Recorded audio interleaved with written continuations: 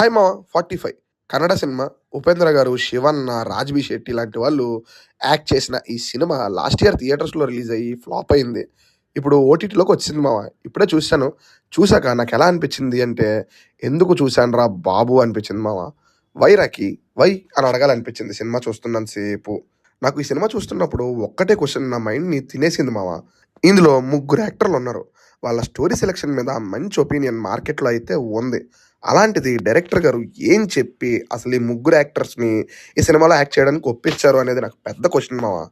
పాయింట్‌గా బానే ఉన్నా, దాన్ని వాళ్ళు చెప్పాలనుకున్న విధానం ఏదైతే ఉందో, అది నాకు చాలా కష్టంగా అనిపించింది మామ. సినిమాలో హీరో ఒక టార్చర్ అనుభవిస్తాడు.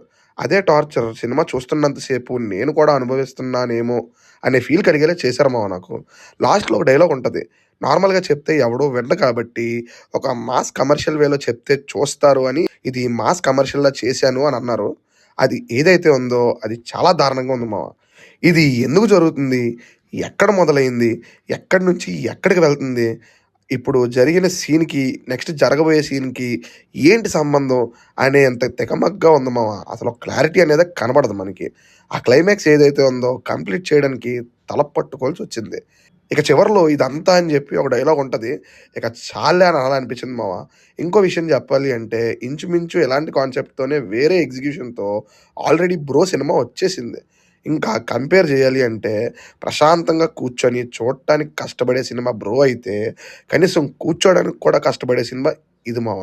మ్యూజిక్ డైరెక్టర్ 'అర్జున్ జన్య' గారు డైరెక్ట్ చేసిన ఈ మూవీలో మెయిన్ ఆయన అసెట్ అయిన మ్యూజిక్కే మెప్పించలేదు మామ నన్ను. ఆర్ఆర్ గాని, మ్యూజిక్ గాని ఏది వర్కౌట్ అవ్వలేదు. సినిమాలో చాలా ఎలివేషన్ షాట్స్ ఉంటాయి. బట్ దాన్ని ఎలివేట్ చేసే రేంజ్‌లో మ్యూజిక్ అయితే లేదని అనిపించింది.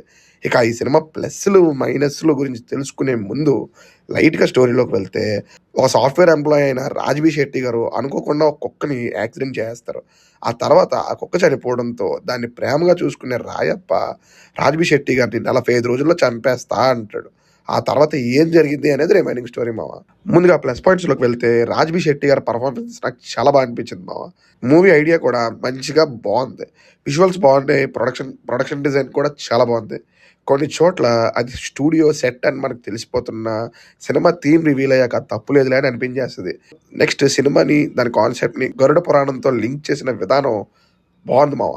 కెమెరా వర్క్ బావుంది. కొన్ని షాట్స్ నాకు చాలా నచ్చాయి. ఎడిటింగ్ సినిమాకి తగ్గట్టే ఉంది మామ. Editing is nothing but screen play అని నమ్ముతాను నేను. స్క్రీన్ ప్లే హిట్ అయితే ఎడిట్ హిట్ అయినట్టే. స్క్రీన్ ప్లే ఫట్ అయితే ఎడిట్ కూడా ఫట్ అయినట్టే మామ. ఇక్కడ స్క్రీన్ ప్లే నాకు మైనస్ కాబట్టి ఎడిట్ కూడా నాకు మైనస్ అనే అనిపించింది మామ. ఇక డైరెక్టర్ గారు కూడా ఫెయిల్ అయ్యారనే చెప్తాను. ఇక మైనస్‌ల్లోకి వెళ్తే ఈ సినిమా పాయింట్‌గా బానే ఉన్నా, స్టోరీ డెవలప్‌మెంట్ స్టేజ్‌లో స్క్రీన్ ప్లేలో చాలా దారుణంగా దెబ్బ కొట్టేసింది నాకు. సినిమా నన్ను చాలా ఇబ్బంది పెట్టింది మావ. ఒక స్టేజ్‌కి వచ్చేసరికి సినిమా మీద ఇంట్రెస్ట్ పోతుంది. ఇక మ్యూజిక్ మెయిన్ డ్రాబ్యాక్ అంటాను. ఆర్ఆర్ ఎక్కడ కూడా సీన్‌ని ఎలివేట్ చేయదు మావ. ఒక సాంగ్ ఉంటది. అది కూడా ఎండింగ్‌లో వస్తది. అది కూడా నాకు పెద్దగా ఎక్కలేదు. నాకు ఈ సినిమా ఏ విధంగా కూడా వర్కౌట్ అవ్వలేదు మావ. సినిమా ఆఫ్టర్ డెత్ అని కొంచెం ఇన్ఫర్మేటివ్‌గా ఉన్నా, అది ఈ సినిమా నచ్చడానికి సరిపోదు మావ. కంప్లీట్ చేయడానికి చాలా కష్టపడ్డాను. ఓవరాల్‌గా సినిమా పరిస్థితి ఏంటి అంటే నాకైతే వర్కౌట్ అవ్వలేదు మావ. అస్సలు వర్కౌట్ అవ్వలేదు.